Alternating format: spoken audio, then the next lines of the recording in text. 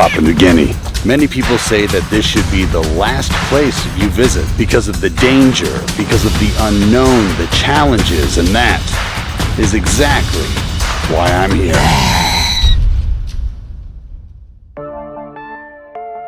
I'm staying at the Asaro Mudmen Eco Lodge about 20 minutes outside of Goroka, and the adventure has truly just begun.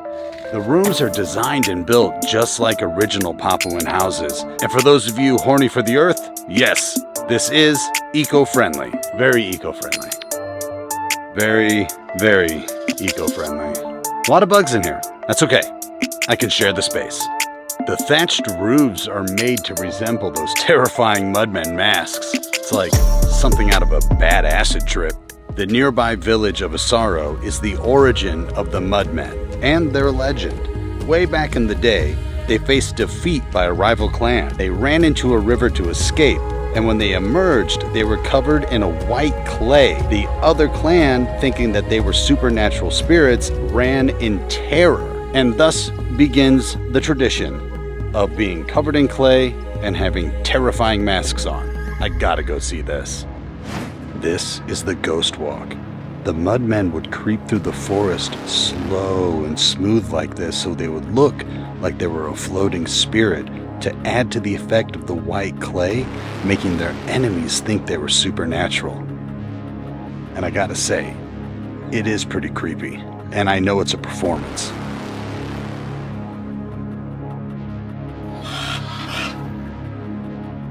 If I ran into this in the jungle, that's a whole lot of fuck no.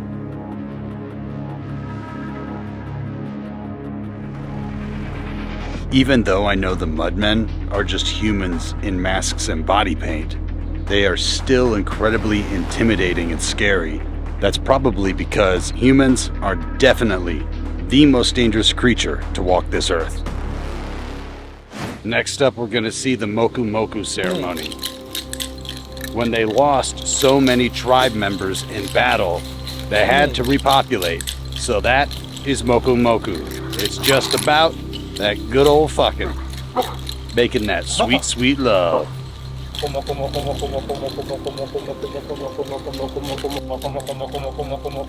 Yeah, that looks like a strap-on to me. Cue up that Marvin Gaye.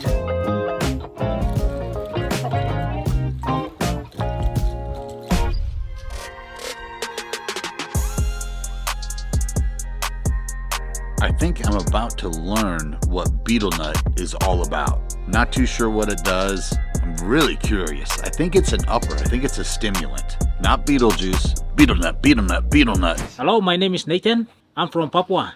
This is betel nut.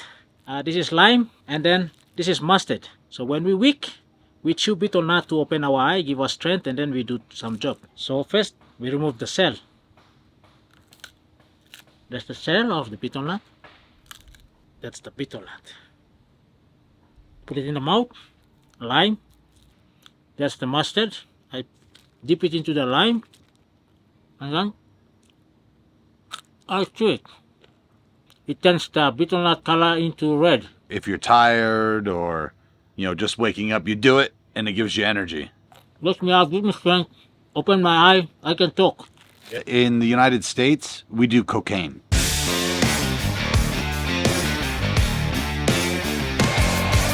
We are at the Gimesave Tribe and seeing some of their traditional dances and ceremonies.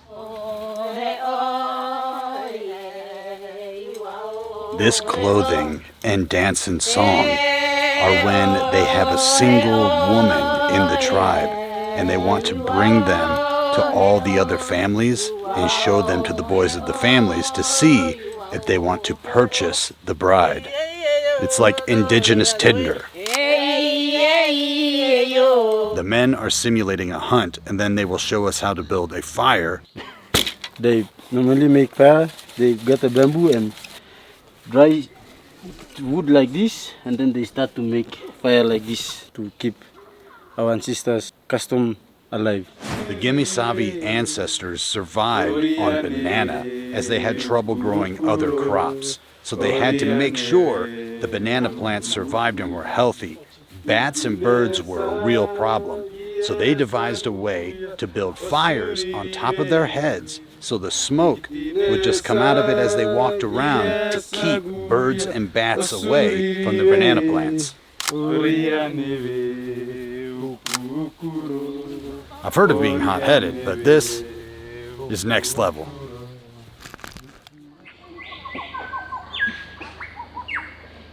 I feel like I just landed right in the middle of an adventure film, and I hope I'm the main character. It's really a tribute to the self-reliance of the highlands tribes that nobody knew they were here until like the 1930s. And I'm pretty sure some of the people that found them wish they hadn't. There's so much lore about cannibalism and Papua New Guinea, and I've heard a lot of conflicting information. We are hiking to a nearby village where they are going to perform cannibalism. And yes, a performance, I think. They did rub me down with some oils and seasoning this morning, but I thought maybe that was like a wellness massage. Now I'm second guessing that. Yes, cannibalism was a common part of the tribal culture here in Papua New Guinea. When the indigenous tribes saw white people for the first time, their skin was pink like that of pigs, so they thought, this must be food. They are unashamed and say they simply just didn't know any better. It wasn't until the 1950s that the missionaries taught them not to eat human flesh.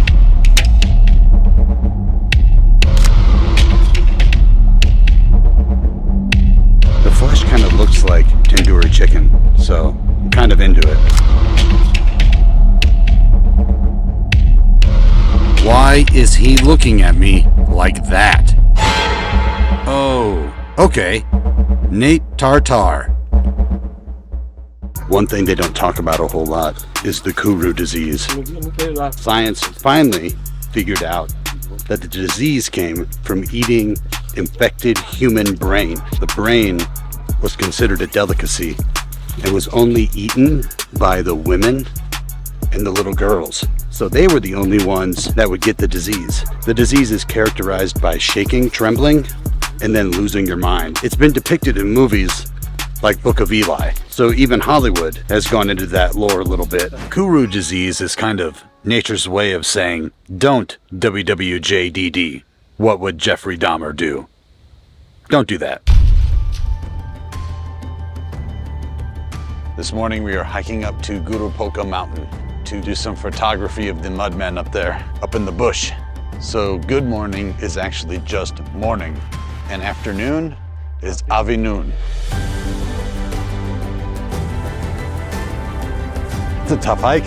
That trail was very steep and very slippery. I should have brought better shoes. We're going up there. This cave is called Mount Kuru Poka.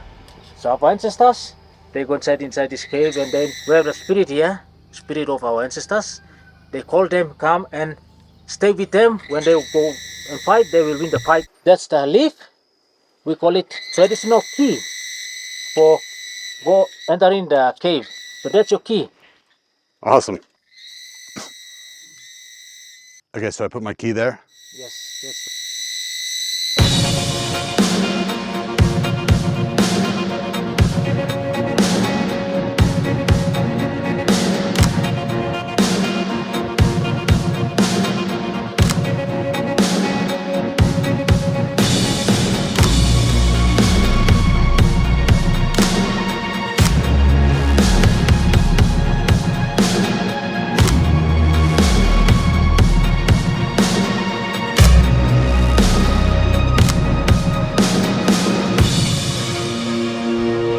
This is the summit of Mount Kuru Poka. You can see all of Asaro from here.